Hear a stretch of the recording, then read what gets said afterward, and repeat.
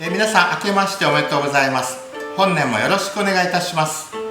年末特集では2020年の昭和レシピチャンネルの動画から各カテゴリーに分けてベスト動画をご紹介しましたが、そこに漏れた動画の中にもとても美味しいレシピがまだいっぱいありますので、まとめ動画続編として今日は日本でお正月によく食べるお雑煮を食べながら紹介していきましょう。お雑煮についてはこの動画の説明欄に記しておきますが、皆さんそれぞれの国の言語で見ることができているでしょうか。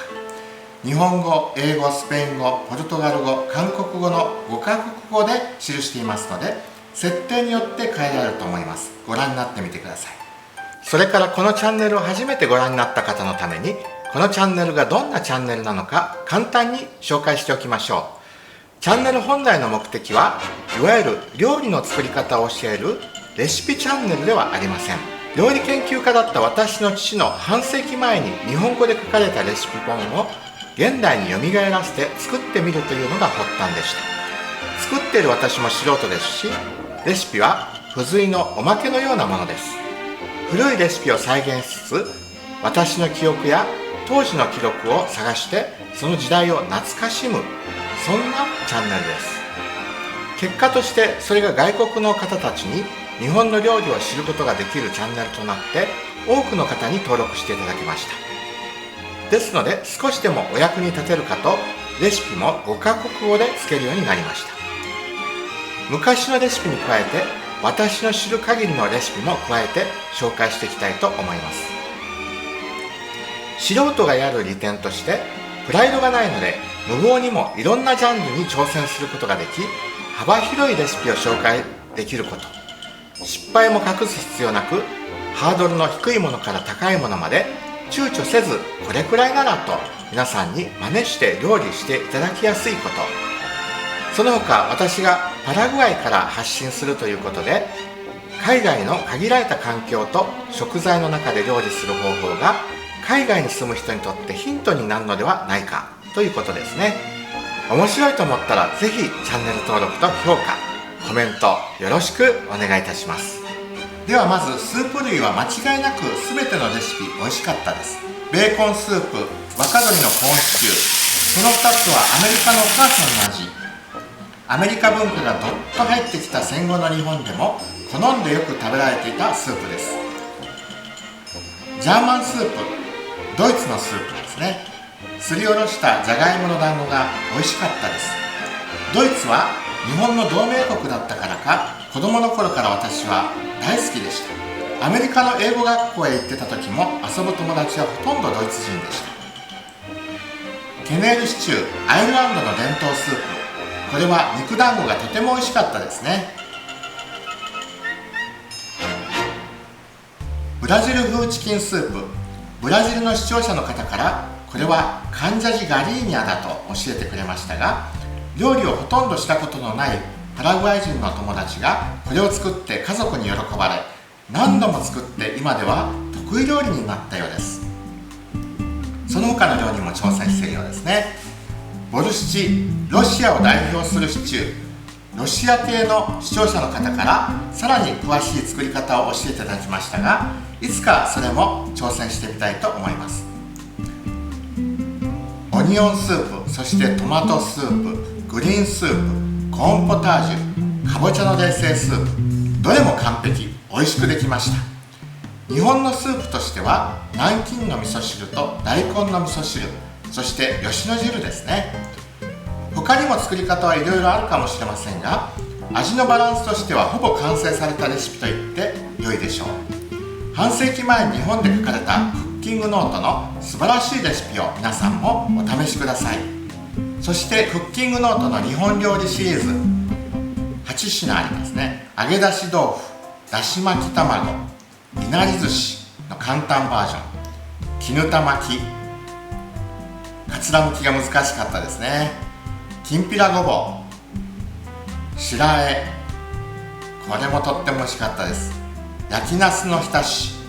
柳川もどき、これも美味しかったですね。ほんとどれも美味しくできました。そして人気の丼物、こちらも日本料理ですが、どちらかというと大衆料理です。日本人にとっては気軽に食べるハンバーガーやサンドイッチのようないわゆるフファーストフード的存在ですね。きつね丼、漬け丼、牛丼、親子丼、カツ丼、まだまだ美味しい丼がありますので紹介していきましょう。とりあえず今月はリクエストのあったチャーシュー丼を紹介する予定です。アイデアレシピで漏れた動画としては、ビーツの昆布佃煮風とテラピアのエビマヨ風でしょうかね。砂糖大根で作る佃煮、日系の方から本当に昆布の佃煮の味だったと感想でした。テラピアのエビマヨも我が家へ来たお客様たちから大好評メニューの一つです。サラダも4品紹介しきれませんでした。カプレーゼ、ラーメンキャベツサラダ、サーモンマリネ、トマトカップサラダ、美味しいですね。軽食としてはこの4つでしょうか。ナン、中華パン、フレンチトースト、そして BLT サンド。デザートも人気です。アップルコンポート、フルーツサンド、タピオカドリンク、ブランマンジェ、スイカのクラレットパンチ、ブッシュドノエル。パスタも見逃せません。ゴルゴンゾーラやミートソース、この他にもいろいろ紹介していく予定です。そして料理ではありませんが、ソースの作り方もこの昭和レシピチャンネルの重要ポイントです。サーモンムニエルにかけたタルタルソース、カツやカレー、何にでも合うソースの作り方、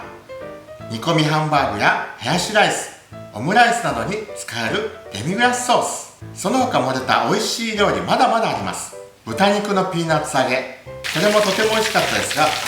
私が説明の仕方悪かったためコウモリ料理と勘違いされて敬遠されてしまいました。とても美味しい中華豚肉料理です。 Facebook 限定バージョンではマトンを使ってスペイン語でピーナッツ揚げを紹介していますので、ぜひそちらもご覧ください。